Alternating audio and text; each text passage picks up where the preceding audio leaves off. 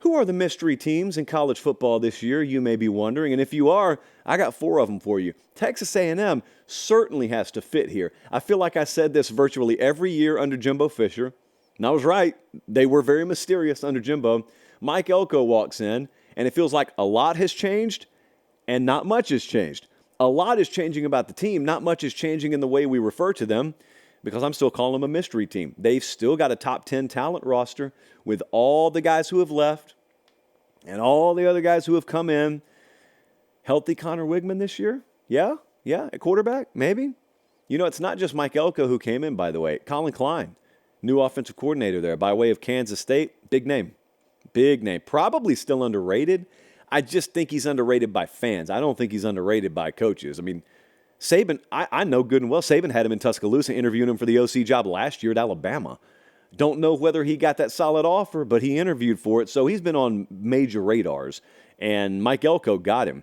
I was talking to someone pretty close to that program, and I was asking them about specifics. I wanted specific intel on specific players, and they said, that'll come in due time. They said, here's all you need to do. Watch how they play for him. I'm talking about Mike Elko. And I said, I get where you're going there. Continue. And they said, no, that's it. Just watch how they play for him. And it probably wasn't the biggest secret in the world that there was not a strong adhesive between Jimbo Fisher and his locker room.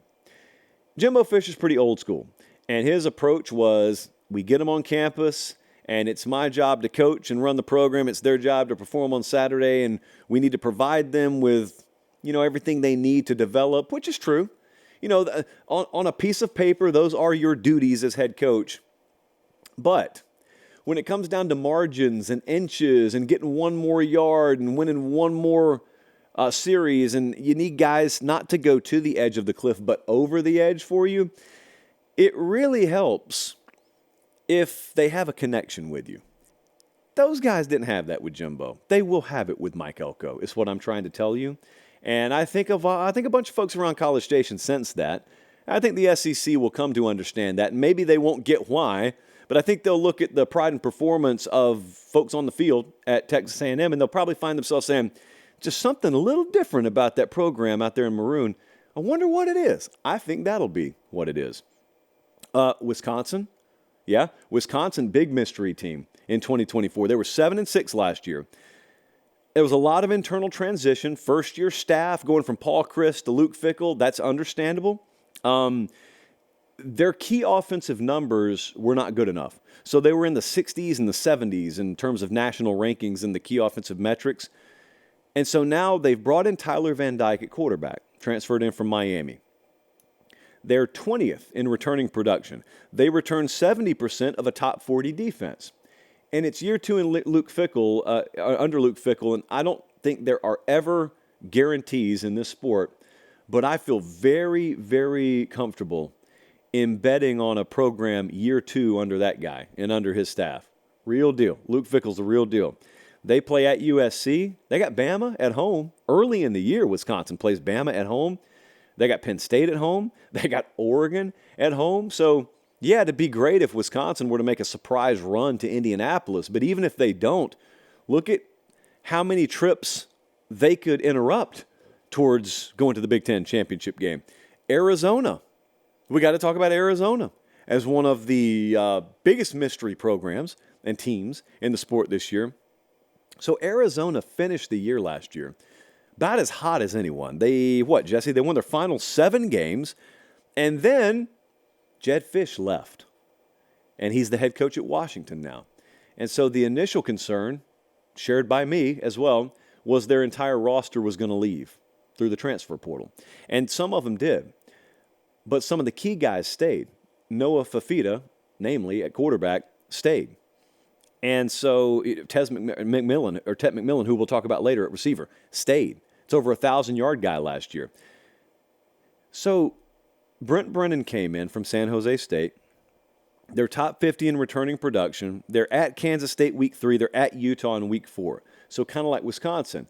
Yeah, Arizona could surprise people and make a run at the Big 12 championship, but even if they don't, they have a shot at disrupting sort of balance of power in that conference this year. And one more team I wanted to talk to you about is Syracuse. Humst! Yes, Syracuse, led by Fran Brown, just took over as head coach. There was an immediate boom, just an uptick in portal activity, in recruiting, and they got Kyle McCord at quarterback by way of Ohio State. So, if I were to say, just for example, Kyle McCord will be the best quarterback in the ACC this year, you would laugh. You would say, no. And maybe you're right. But my question is, who will be definitively better? Not who had more stars next to their name in high school or anything like that. I mean, who will be definitively better? Who would you bet your life? That's a little strong. Who would you bet your next paycheck on definitively being better than McCord? Are you that confident in what DJ Uiagalelei is going to do at Florida State? Are you that supremely confident in what Cade Klubnik will be this year? I'm not telling you McCord's going to run the block or anything like that.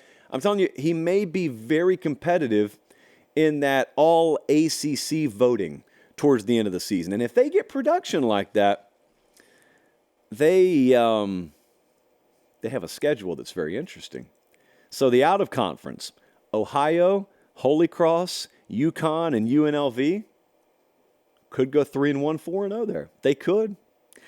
They also do not play Clemson. They do not play Florida State. There's no Louisville. There's no North Carolina. There's no SMU. They face two teams with preseason over-under win totals of 8 or more. Two teams. And they'll be on no one's radar.